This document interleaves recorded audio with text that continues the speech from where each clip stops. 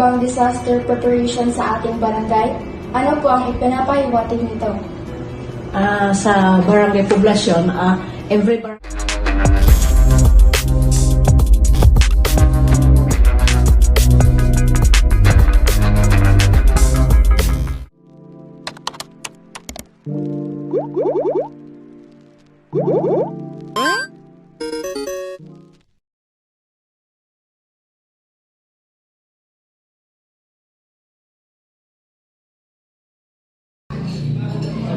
kalimutan nyo, kananaay, ang atong buhaton, kung pananglit na aman yung kalamidad nga mo, abot sa ato ang barangay, ato ang kananaay, sa katauhan sa barangay, ang unang buhaton sa mga opisyal sa barangay, mauni, kanang naaman tayo budget sa kanang kalamidad sa mga katauhan nga atong ihatag, atong ihinabang, kung unsa man ang ilang gikinahanglan sa matag bubong, atong ihatag sama sa kanang naay mga bugas, kanang naay mga canned goods, unsa pay uban nga kinahanglan sa matag bubong, ihatag sa barangay kay na man ay alupit nga budget para niya ng kalamidad.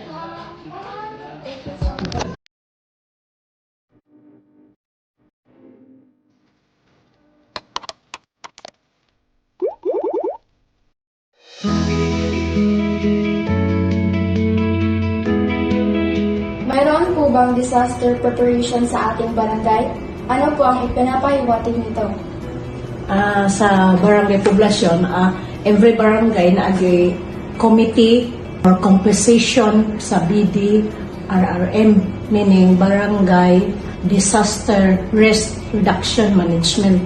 Para, siya, kanang ay, ang composition ani, kadtong mga barangay officials, mga tanods, BXWs, or community volunteers, o ang chairman ani, syempre ang barangay captain. So, every barangay required yun na kay mag-submit man may alag kanang na ay composition kinsa nay involved anak nga committee adto na may submit sa DILG. So, mandated na siya, kada barangay na agyud na. So, kanang kuan na siya for preparedness na siya unya naapod na gi-allocate nga budget sa annual budget in 1 year panalitan ang ato ang era ganang era is kuan na ron NTA National Tax Allotment.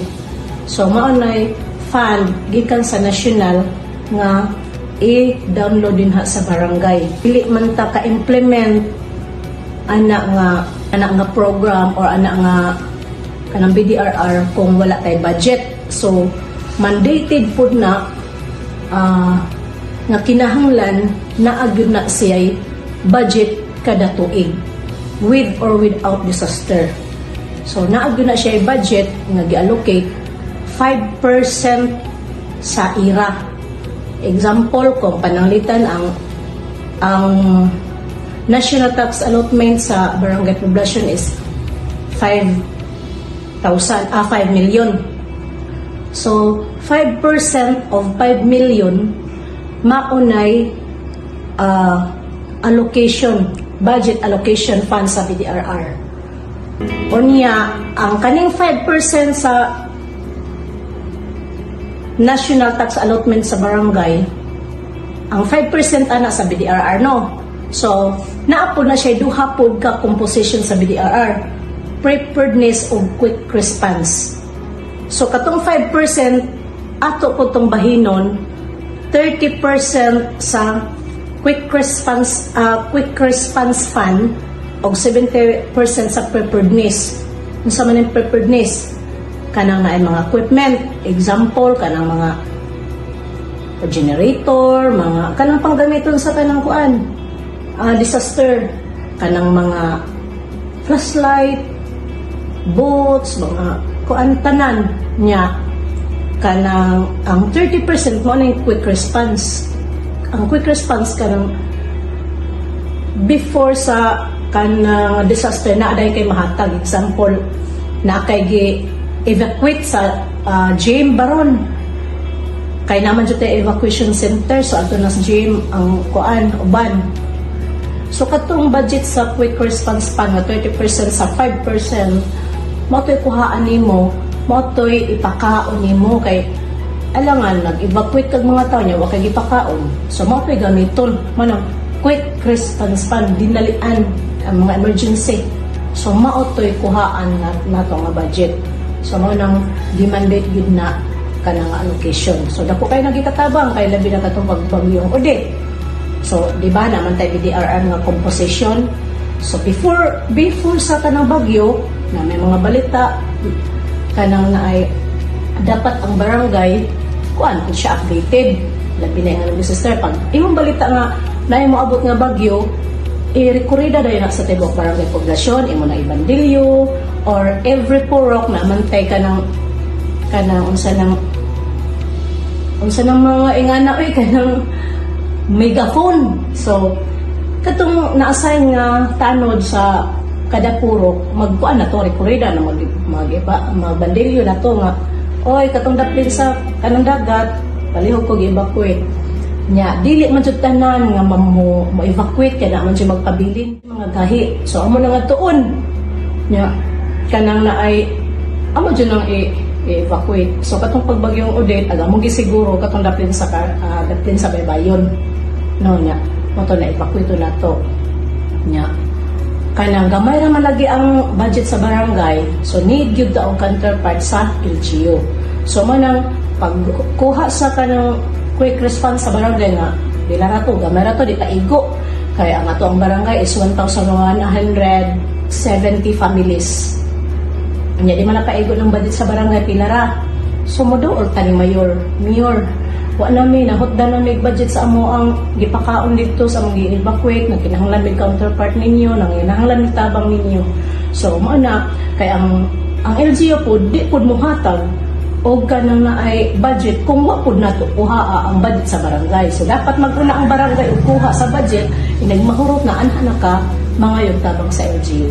So mao nang pagkahurot gihatagan po sa LGU gipadadaan ta og kanang katong manok kanang bugas nya kita na nagluto nya kanang ungon ana nya pag humana po sa bagyong Odette kanang na ay naamang gyud mga project. So what to na mo gi-implement ang project kay mo lagi in case of emergency pananglitan lurog na atay mga kuan ba kanang nagkuan lang ta looking forward ba nga kinahanglan ang budget sa barangay di gyud na nimo doon until ma-end of the year kay ngano tanawa kung layo pag December pero amo na tong gi-implement di wa tay magamit.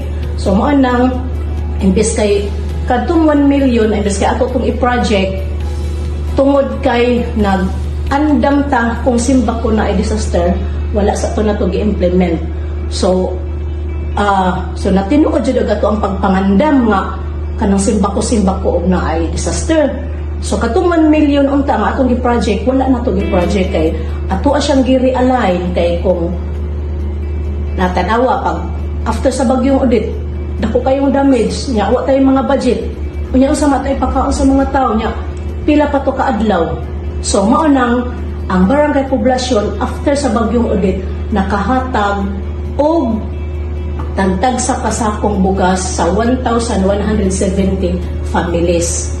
So kita ra nga barangay diri sa poblasyon nakahatag tungod kay naatay gi-prepare nga budget nga unta para project nya kanang siyempre unahon man gyud nimo ang kanang pagkaon sa mga tao mag-unsa man ang project nya imong mga tao perting luuya way mga kaon.